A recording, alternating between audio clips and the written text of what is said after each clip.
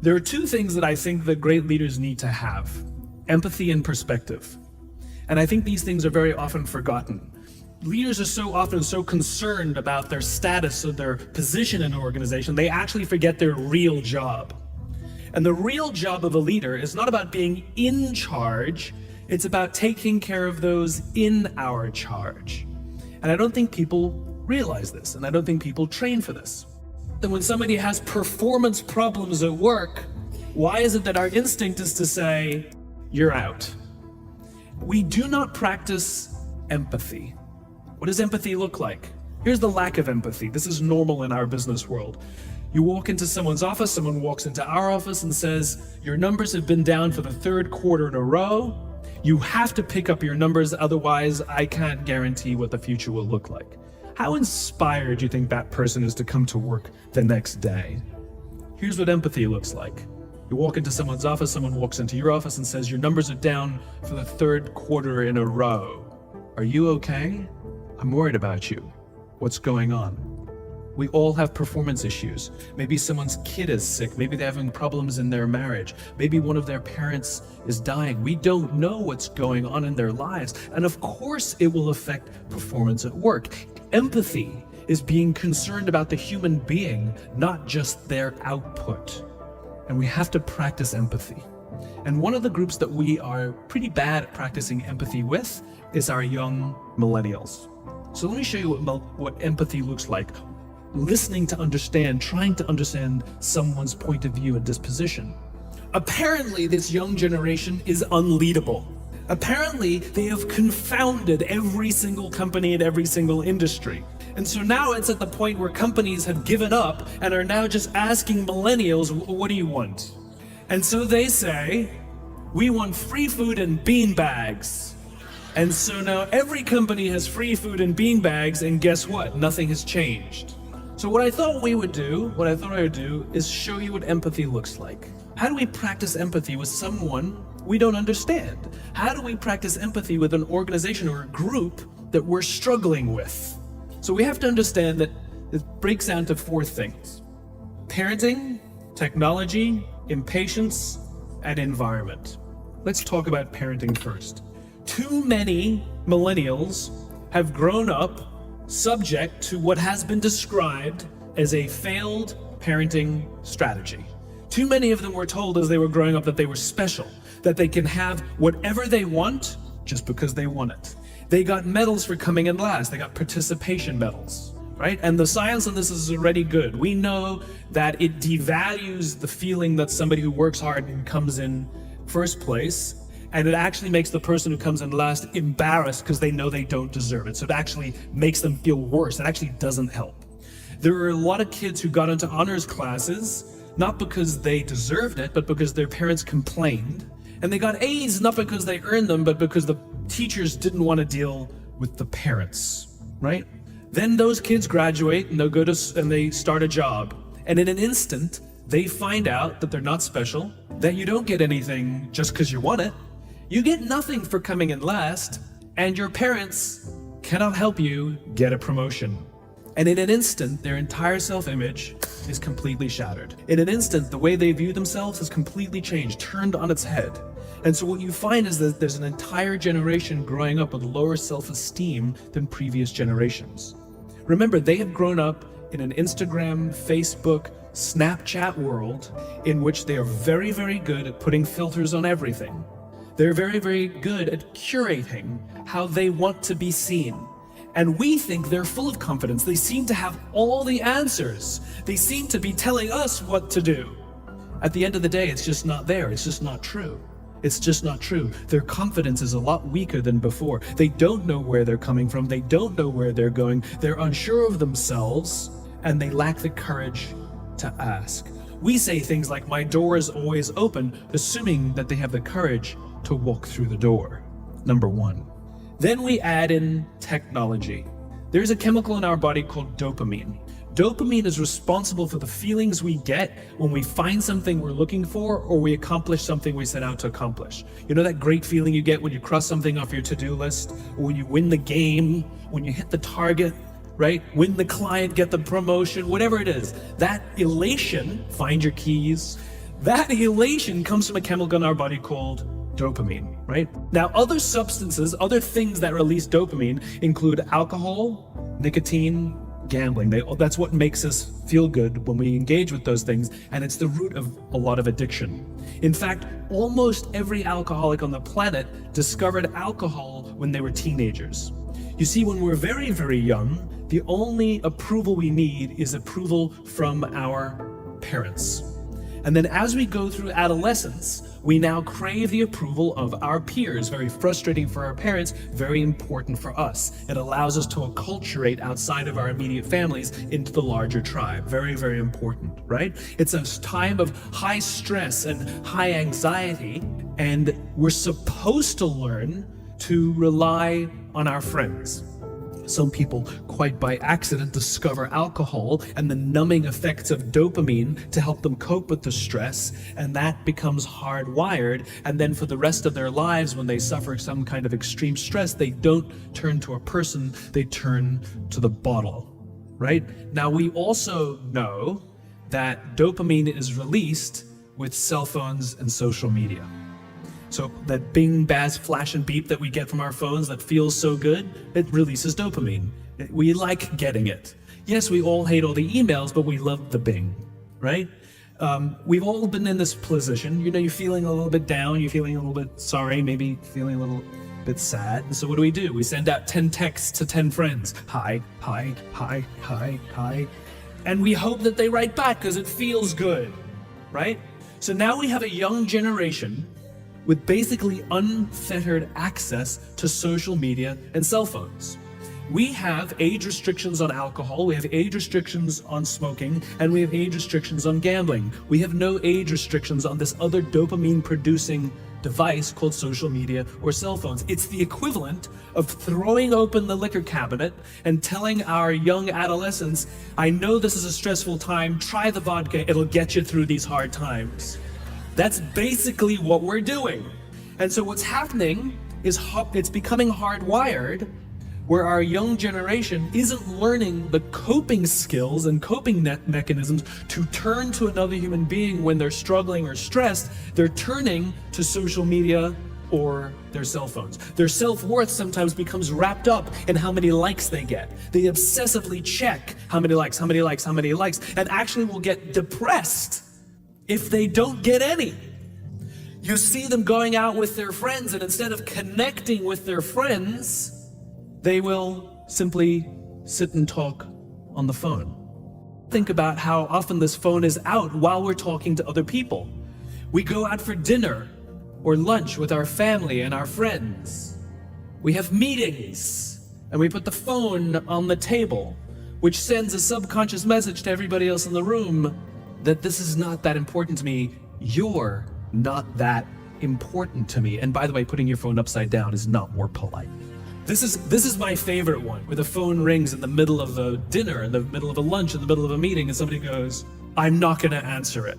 Oh my God, just so magnanimous, right? Put it away, keep it away, because what it does is it actually hurts our ability to relate to each other. Now you look at young kids these days, they're on them all the time. I don't blame them. It is addiction. We yell and scream at them, but it's like yelling and screaming at an alcoholic. It doesn't help the fact that it's a chemical addiction, right? So you take an insecure generation that now, through no fault of their own, struggles to cope with stress. They don't know how to cope with and deal with stress. And as they have told me, many of them will admit that they struggle to form deep, meaningful relationships. They will admit that many of their friendships are superficial, right? That their friends they know would cancel on them if they get a better plan, that they wouldn't really know who to talk to if they get depressed.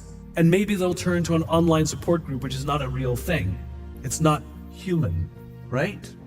And we've seen the impact of this. We're starting to see rises of depression in this generation. We're starting to see a rise of suicide in this generation. We're starting to see a rise of accidental death due to drug overdose from this generation. Universities are currently dealing with an epidemic that they've never dealt with before, which is the number of kids requesting leaves of absence due to depression. right? Now, those are all extreme examples. The less extreme and more likely example is that someone will go through life just never really finding joy or fulfillment, and everything's just fine. How's your job? It's fine. How are your friends? They're fine. But no joy, because you just cannot, because joy, fulfillment comes from this. It comes from human interaction. We are social animals and we need it. And we have to learn to rely on our friends. And that skill is desperately lacking. So you add in the next one, impatience. This generation is often accused of being entitled. And if you've worked with any of them before, sure seems that way. But I would argue that we're misreading the tea leaves. They're not entitled, they're impatient.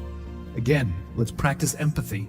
How did they grow up? They grew up in a world of instant gratification. You want to buy something, you go on Amazon, it shows up the next day. You want to watch a movie? You don't check movie times, you just log on and download it whenever you want to watch it. Stream it, right? You want to watch a TV show? You don't wait week to week to week. You just binge watch for the weekend. In fact, if you want to get hold of somebody, you don't leave a message on their machine and wait 4 hours for them to get the message and call you back. You just text them and they'll call you, they'll get back to you literally instantaneously. Heck, if you want to go on a date, you don't even have to be like, hey, you just swipe right. You got a date. Never learn the skill set of like, what are you doing, right? You can have 4 dates in a night. In other words, everything comes instantaneously. They have falsely applied the instant gratification model to life fulfillment and career fulfillment. They want it all instantaneously. The problem is life, relationships, career, are not destinations like, look, I found the job I love. That's not how it works. It's not a scavenger hunt. I'm looking for the job that will, no, it doesn't work that way. It's a journey. It's the same with love. It's like, I found love. No, you didn't. You work hard every single day to stay in love. It's a journey.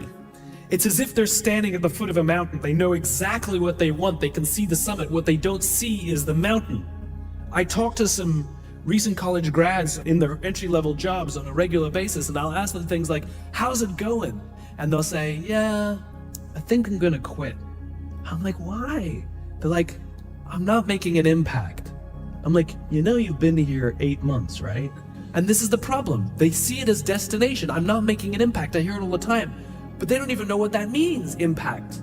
Yes, we all want to make an impact. What kind of impact? What do you want to do? How do you want to contribute to the world? This is what vision is. This is what why is. It's become generic and abstract. But the problem is they're wafting around. They'll go from job to job to job, hoping that the next one sticks. They go from relationship to relationship, hoping that the next one is the love that I've been looking for. They don't know how to ask for help, and it makes them feel even worse because they can't find the thing that they're looking for. Maybe it's me.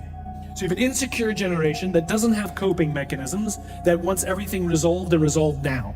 I have a thought, let me just send a text, as opposed to let me wait an hour when I'm done with lunch with you, and then I'll send my text, for example.